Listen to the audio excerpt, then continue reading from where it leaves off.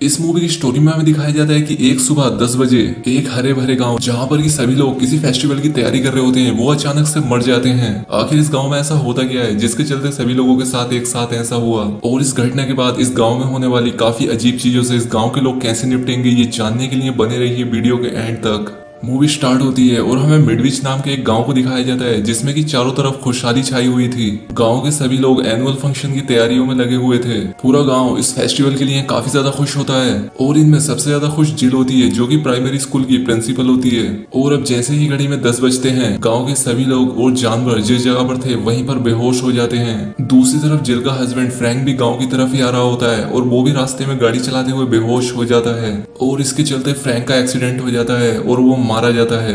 अब इस घटना के होने के बाद इस गांव में बहुत सारी पुलिस पहुंच जाती है ये जानने के लिए कि आखिर इस गांव में हुआ क्या है। और तभी यहाँ पर एलन नाम का एक आदमी पहुंचता है और ये इस गांव का एक लोकल डॉक्टर होता है। अब इसकी किस्मत काफी अच्छी होती है क्योंकि ये गांव से बाहर गया था इसलिए ये बच गया था, लेकिन ये यहाँ पर अपनी वाइफ बारबरा को देखने के लिए आया था क्योंकि वो इसी गाँव में थी और इसे उसकी चिंता हो रही थी। अब यहाँ पर एलन की मुलाकात एक गवर्नमेंट साइंटिस्ट सूजन से होती है जो कि इस गाँव में हुए इंसिडेंट का पता लगाने के लिए यहाँ पर आई थी। लेकिन अब इसके बाद घड़ी में जैसे ही 4 बजते हैं गांव के बेहोश हुए लोग फिर से जाग जाते हैं। अब इस गांव में बहुत सारी मिलिट्री भी पहुंच जाती है कि आखिर इस गांव में चल क्या रहा है। अब इस गांव में फिलहाल तो सब कुछ नॉर्मल हो जाता है, लेकिन इस घटना के कुछ हफ्तों बाद गांव की बहुत सारी औरतों को पता चलता है कि वो प्रेग्नेंट हैं और एक ऐसी औरत भी प्रेग्नेंट हो जाती है जो कि लंबे समय से किसी भी आदमी के कॉन्टेक्ट में ही नहीं थी। अब इस घटना के होने से गाँव के लोग बहुत ज्यादा परेशान हो जाते हैं और ये काफी डर जाते हैं। लेकिन यहाँ पर गवर्नमेंट ये फैसला करती है कि गाँव में जितनी भी औरतें प्रेग्नेंट हुई है वो उन्हें सपोर्ट करेगी। यहाँ पर सूजन बताती है कि जो भी औरतें बच्चों को जन्म देने वाली हैं उनका पूरा खर्चा सरकार करेगी और साथ ही उन्हें $3000 और साथ ही फ्री मेडिकल चेकअप भी मिलेगा। अब सूजन की ये बात सुनकर वहां पर बैठी गांव की सभी औरतों की समझ में ये बात आ जाती है और वो बच्चे को जन्म देने के लिए तैयार हो जाती हैं। अब इसके बाद हमें आगे दिखाया जाता है कि गांव की सभी औरतों को पहले सिखाया जाता है कि आखिर बच्चे को जन्म कैसे दिया जाता है। अब इसके बाद उन औरतों की डिलीवरी का समय आ जाता है और अब मेडिकल सेंटर बहुत ज्यादा बिजी होता है। अब यहाँ पर ये औरतें एक एक करके 5 लड़की और एक लड़के को जन्म देती हैं, लेकिन यहाँ पर मेलेनी नाम की एक औरत की बच्ची मरी हुई पैदा होती है। अब यहाँ से सूजन चुपचाप उस बच्चे की बॉडी को उठाकर अपनी लैब में ले जाती है। अब धीरे धीरे ये बच्चे बड़े होने लग जाते हैं और इन बच्चों की इंटेलिजेंस बाकी नॉर्मल बच्चों से काफी ज्यादा अच्छी थी और इन सभी बच्चों के बाल ब्लोंड होते हैं। अब जिल का बेटा जिसका नाम डेविड होता है वो जल्दी अपना नाम लिखना भी सीख लेता है। अब एक सुबह बारबरा अपनी बेटी मारा के लिए सूप बना रही होती है, लेकिन यहाँ पर उस बच्ची को गुस्सा आ जाता है क्योंकि वो सूप बहुत ही गर्म होता है।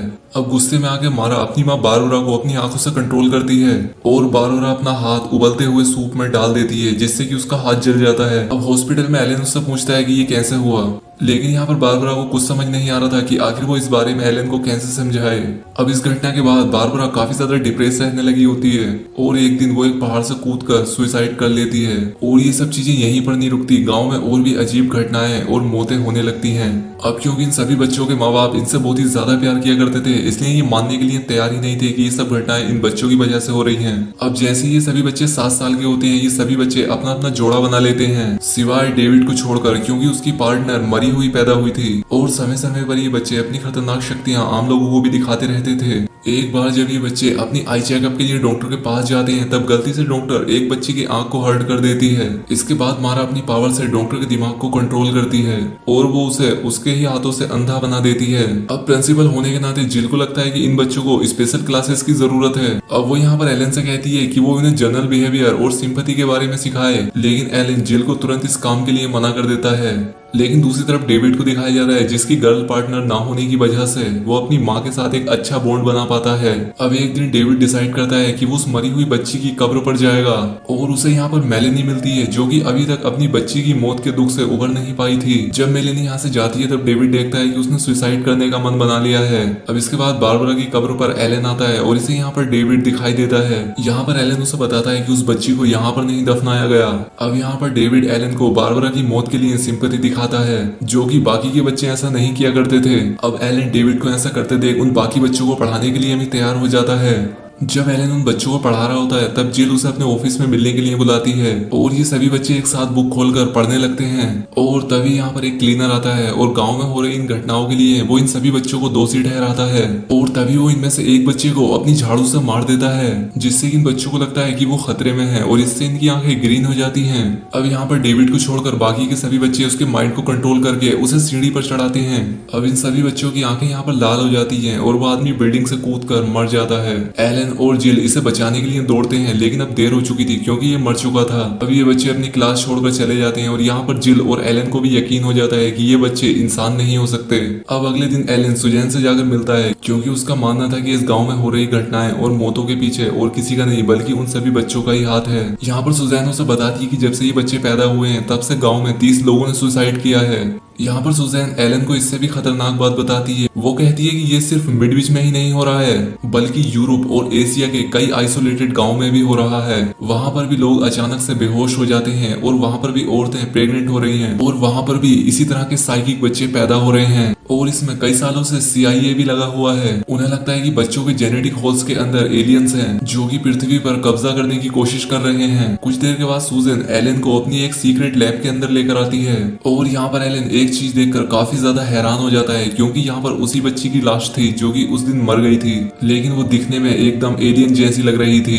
सुजैन यहाँ पर एलन को बच्चों की साइकिक पावर याद दिलाते हुए कहती है कि बच्चों को कभी भी अपना दिमाग मत पढ़ने देना। अब यहाँ पर एलन उस पर गुस्सा होता है क्योंकि उसने लंबे समय से सच्चाई छिपा रखी थी, लेकिन यहाँ पर वो एलन से कहती है कि उसे अपने विचारों को उन बच्चों से बचाना था जब तक कि ये बात पूरी तरह से साबित नहीं हो जाती। सुजैन एलन से अपना प्रोजेक्ट कंटिन्यू करने के लिए उसकी हेल्प मांगती है ताकि वो बच्चों से होने वाले खतरे को थोड़ा कम कर सके, लेकिन एलन वहाँ से बिना कुछ कहे चला जाता है। अब घर आने के बाद मारा एलन को वार्न करती है कि वो उसे उसके ग्रुप से अलग करने की कोशिश ना करे वरना इससे हालात और भी ज्यादा खराब हो जाएंगे क्योंकि हमें कोई रोक नहीं सकता और ना ही कोई हमें चोट पहुंचा सकता है। साथ ही मारा उसे ये भी बताती है कि सभी बच्चे लोकल फार्म में जा रहे हैं और अब वो सभी बच्चे वहीं पर रहेंगे जैसे कि सुजैन ने एलन को बताया था। वो अपना दिमाग मारा को नहीं पढ़ने देता और यहाँ से उदास होकर अपने रूम में चला जाता है। फिर रात में एक एक करके सभी बच्चे बांध में जाने लगते हैं। अब डेविड का बांध में जाने का बिल्कुल भी मन नहीं होता। जिल उसे कहती है कि तुम बांध में मत जाओ क्योंकि तुम उन सभी बाकी बच्चों से अलग हो, लेकिन अब डेविड के पास क्योंकि कोई और चॉइस नहीं थी इसलिए उसे जाना पड़ता है। अब अगले दिन एक आदमी अपनी बेटी को बांध के पास ढूंढता हुआ आता है